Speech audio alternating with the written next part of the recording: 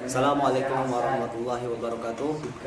Perkenankan, saya Muhammad Fahmi Mubarak, NIM 2008202061, mempresentasikan pada MK Hukum Hak Asasi Manusia bersama teman saya yaitu Nia.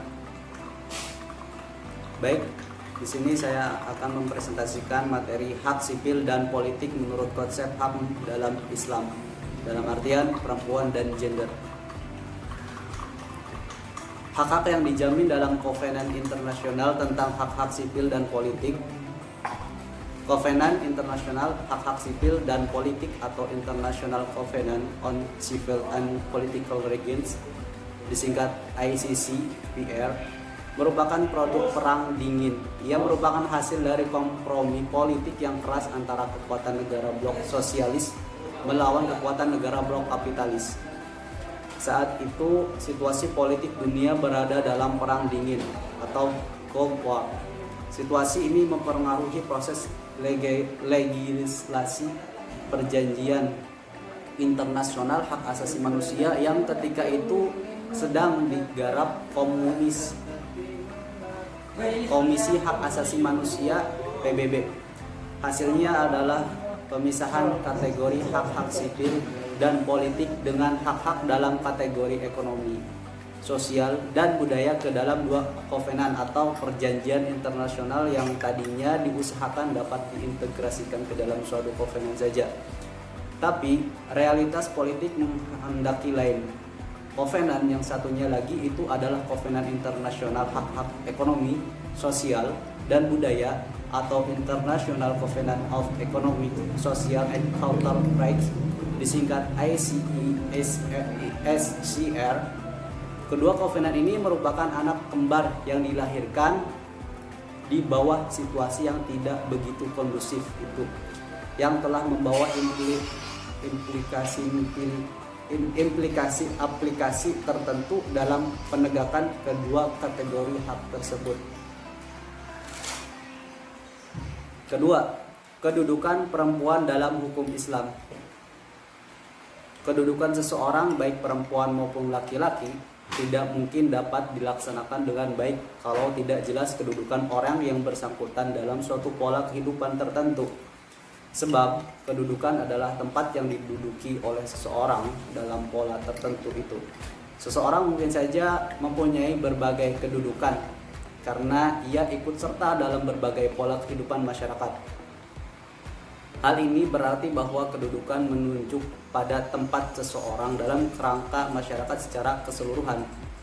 Setiap manusia yang menjadi anggota masyarakat senantiasa mempunyai kedudukan tertentu dan berperan sesuai dengan kedudukannya.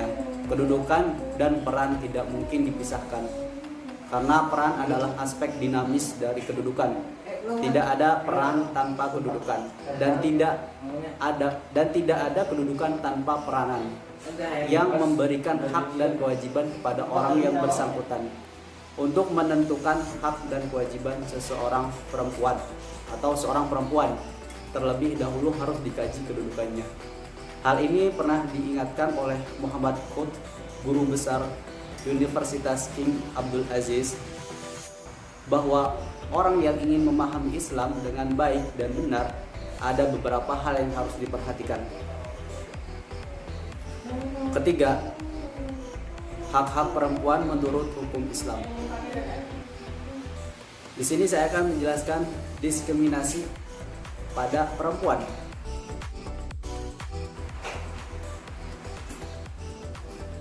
Diskriminasi bentuknya bermacam-macam, diantaranya diskriminasi langsung.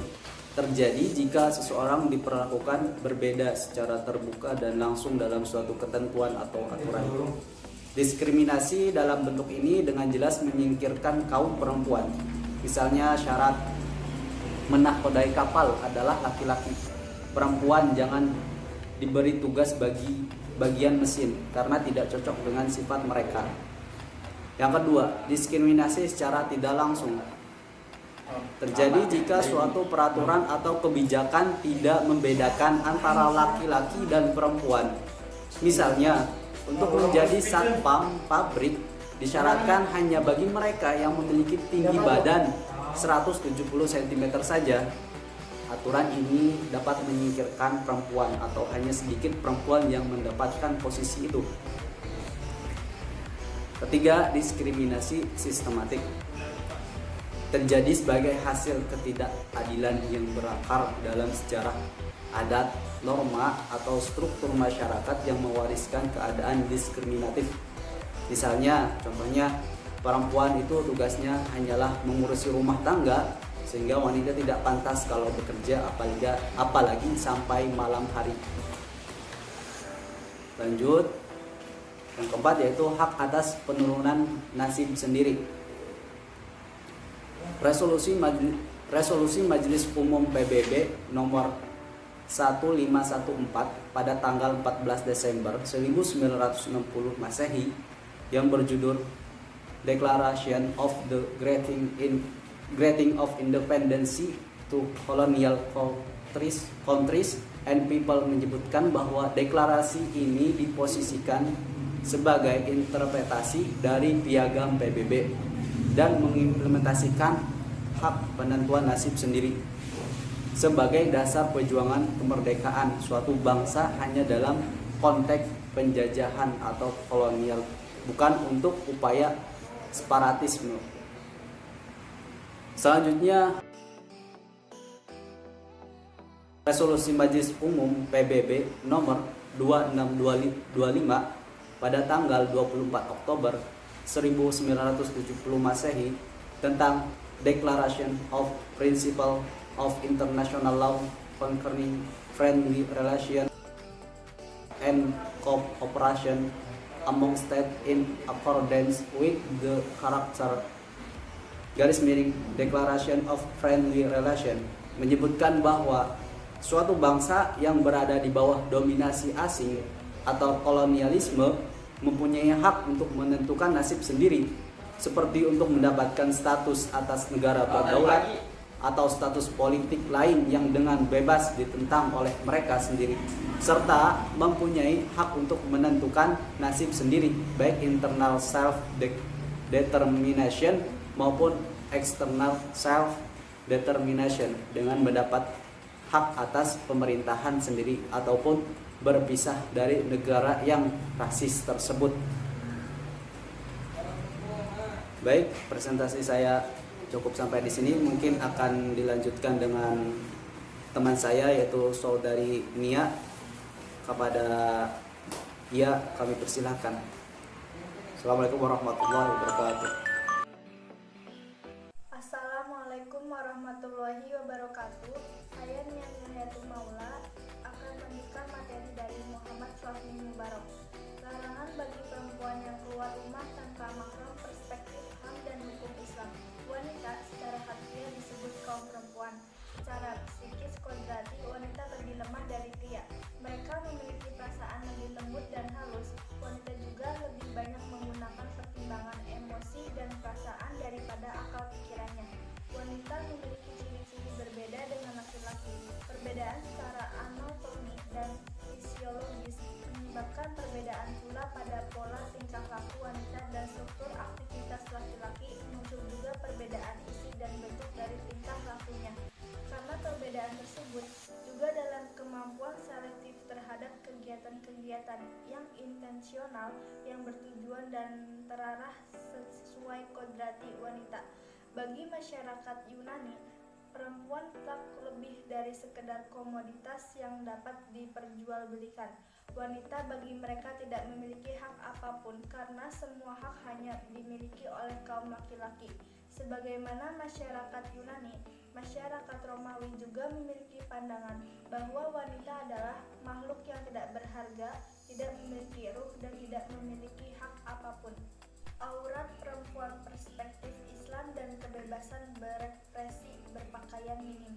Standar berpakaian ialah takwa, yaitu pemenuhan ketentuan-ketentuan agama. Berbusana muslim dan muslimah merupakan pengalaman akhlak terhadap diri sendiri, menghargai dan menghormati harkat dan martabat dirinya sendiri sebagai makhluk yang mulia. Di antaranya yaitu yang pertama, pakaian harus menutup aurat, longgar tidak membentuk lekuk tubuh dan global tidak memperlihatkan apa yang ada di baliknya. Allah Ta'ala berfirman dalam Al-Quran surat Al-A'raf ayat 26, "Wahai anak cucu Adam, sesungguhnya kami telah menyediakan pakaian untuk menutup aurat." Yang kedua, pakaian laki-laki tidak boleh menyerupai pakaian perempuan atau sebaliknya.